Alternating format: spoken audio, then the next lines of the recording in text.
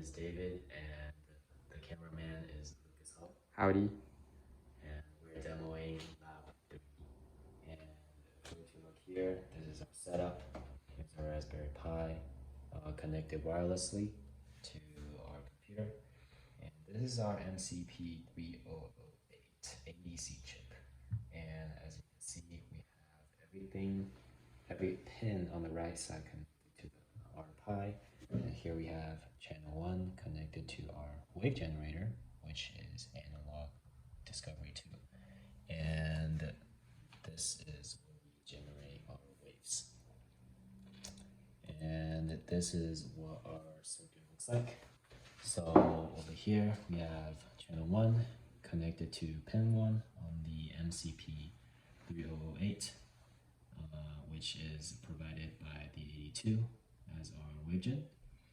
And then we have every pin down to on the right side of the chip, starting at VDD at 5 volts, and our reference voltage as also 5 volts connected to our Pi 5 volt provider.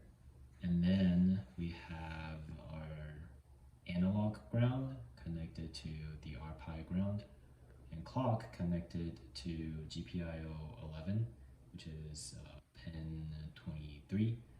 And then our digital out connected to GPIO 9, which is our pin 21. And our digital in is GPIO 10, which is connected to our pin 19. Of course, we have our CS connected to GPIO pin 24, which is GPIO 8.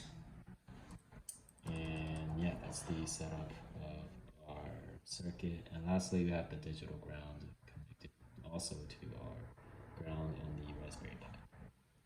And yeah, now Lucas will be demonstrating the code. So for the rundown of the code, we're reading 2 seconds of the data for the waveform, and then we're putting that into the function. So that's what we're doing in the main function, plus 2 seconds, and then while true, we read from the file and the waveform, and then we put it into 2 lists, and then we put it back into the wave detection function, which determines whether it's a square wave, sine wave, and triangle wave. So the first case we have is for the square wave. We just take the derivative of the wave. So if it's higher, since the square wave has a high rate of change for the derivative, we just have a threshold to see if it is a square wave or not. And then for the frequency, we find the first 0 and the last 0, and then since that is half of a period, we multiply by 2 and then 1 over that for the frequency. And then if it's not a square wave, we then determine whether it's a triangle wave and a sine wave. So we interpolate the data again, so to determine whether it's a triangle wave and a sine wave, the difference, we do linear regression, and for the cases of different frequencies, if the threshold is too low, then it is going to be a sine wave, because a triangle wave should have a higher linear regression rate. And for our demo, our first test would be a sine wave at 10 Hertz.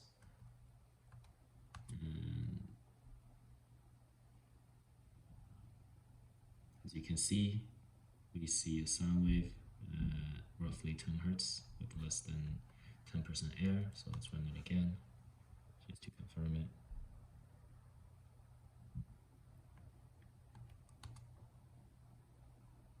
And of course the 82 has noise sometimes. And again, as we can see, the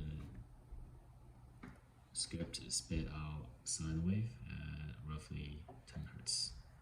And so now let's move on to 25 Hertz.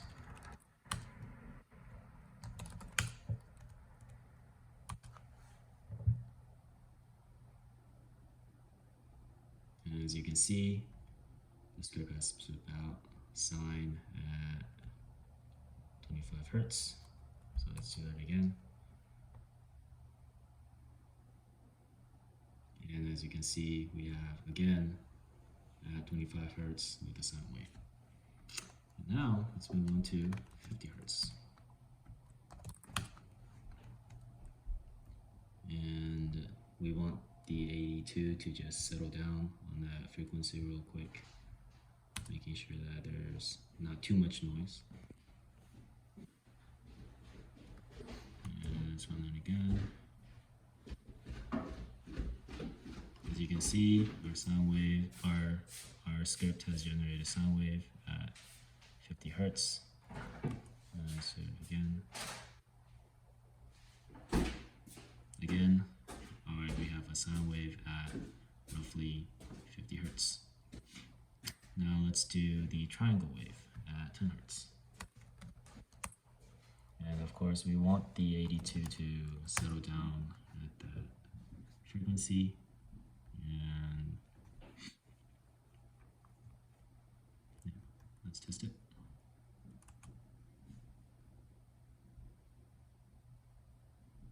As you can see, we have a triangle at roughly 10 hertz. Let's do it again.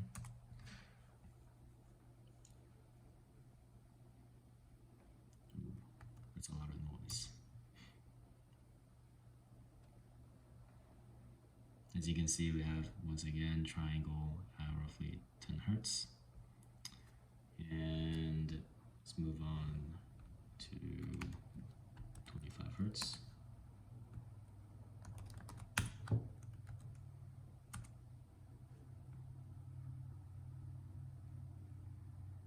We once again see triangle at 25 hertz.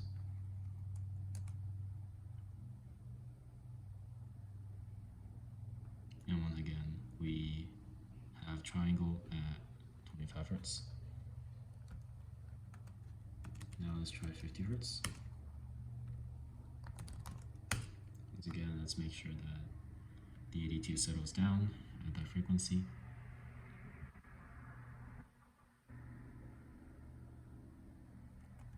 All right, let's test it.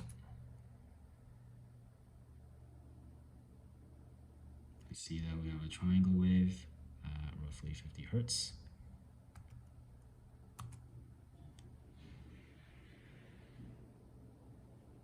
And once again, we see that we have a triangle wave at roughly 50 hertz. So now let's do the square wave and start again with 10 hertz.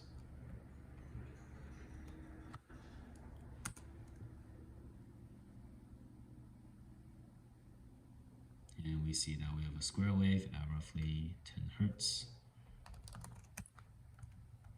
And let's do it again.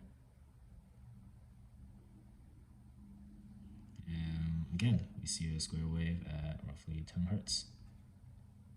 So now let's move on to 25 hertz. And again, we want the 82 to settle down at that frequency.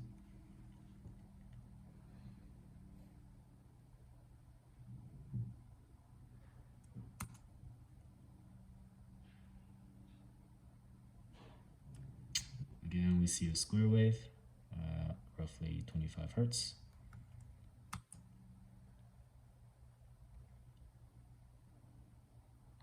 And again, we see a square wave at 25 hertz. And lastly, let's do a square wave at 50 hertz.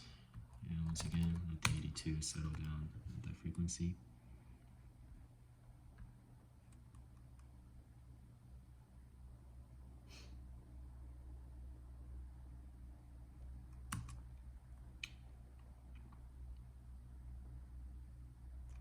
We see once again we have a square wave at roughly 50 hertz.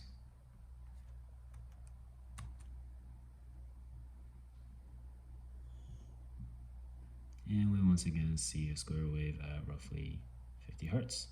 And so now let's just do a random hertz. And Lucas, give me a number. 39. 39. There you go. And then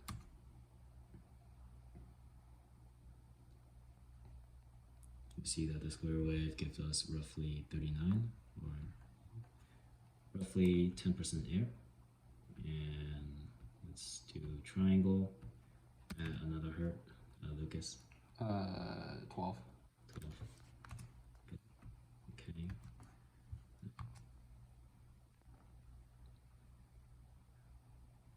And we see again, it says our triangle at roughly 12 hertz. And lastly, the sine. And give us another number. 41. 41. Interesting.